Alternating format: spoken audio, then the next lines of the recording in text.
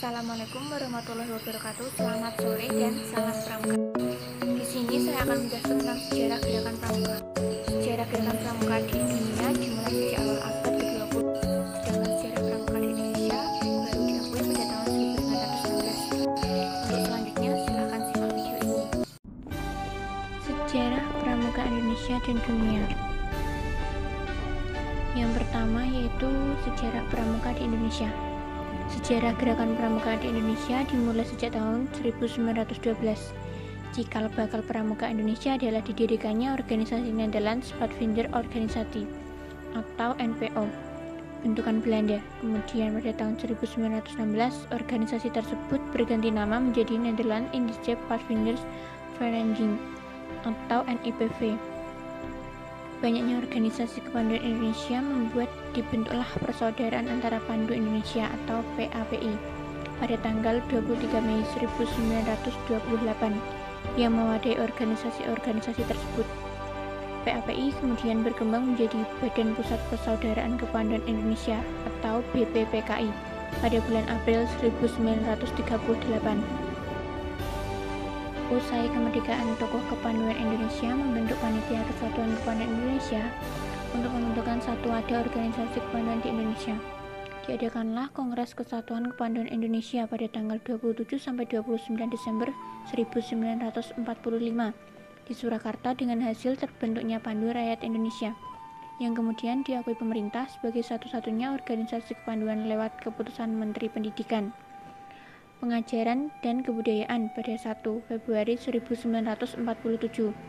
Keseluruhan organisasi yang ada bernaung pada 3 federasi utama, yaitu Ikatan Pandu Indonesia atau IPINDO bagi anggota Pandu pria serta PKPI Persatuan Kepanduan Putri Indonesia dan POPINDO Persatuan Organisasi Pandu Putri Indonesia untuk organisasi Pandu Wanita. Baru pada tahun 1961, gerakan pramuka akhirnya lahir.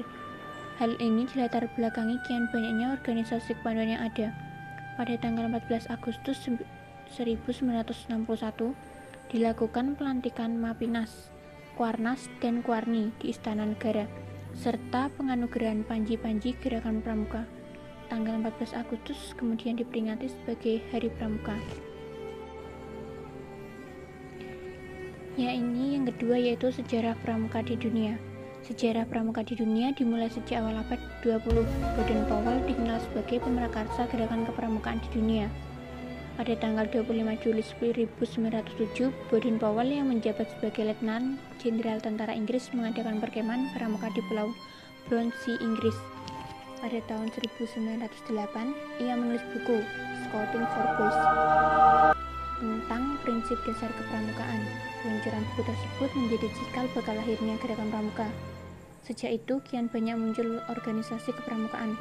Gerakan pramuka tidak hanya dikenal di Inggris, tapi juga dikenal di negara-negara lain di dunia. Awalnya, gerakan pramuka hanya didominasi laki-laki, namun sejak tahun 1912, muncul organisasi pramuka, Girl Scouts, yang didirikan dengan bantuan adik perempuan Baden-Powell, Agnes. Organisasi kepramukaan perempuan ini kemudian dilanjutkan oleh istri Baden-Powell. Organisasi kepramukaan di dunia terus berkembang. Pada tahun 1916 berdiri organisasi pramuka usia siaga bernama COB atau Anak Serigala, yang dilengkapi buku panduan kegiatan merujuk pada buku The Jungle Book. Di tahun 1918 Powell mendirikan Rover Scouts untuk kelompok remaja usia 17 tahun. Pada tahun 1922, Baden-Powell menerbitkan buku Rovering to Success atau Mengembara Menuju Sukses. Buku tersebut menceritakan seorang pemuda yang terus mengayuh sampan hingga akhirnya menuju pantai bahagia. Buku tersebut kian menginspirasi berkembangnya gerakan kepramukaan di dunia saat itu. Pada 30 Juli sampai 8 Agustus 1920, untuk pertama kalinya diadakan Jambore Dunia. Kegiatan ini pertama diadakan di Olympia Hall, London, dengan dihadiri sekitar 8.000 anggota pramuka dari 34 negara yang hadir.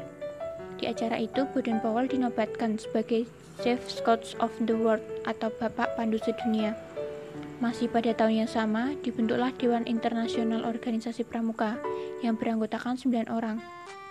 Kota London ditetapkan sebagai kantor kesekretariatan pramuka di sedunia.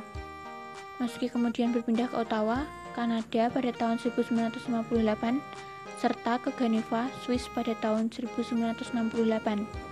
Dan video dari saya, jika ada salah kata, mohon maaf. Untuk kakak-kakak, jangan lupa mencuci tangan dan memakai masker. Assalamualaikum warahmatullahi wabarakatuh.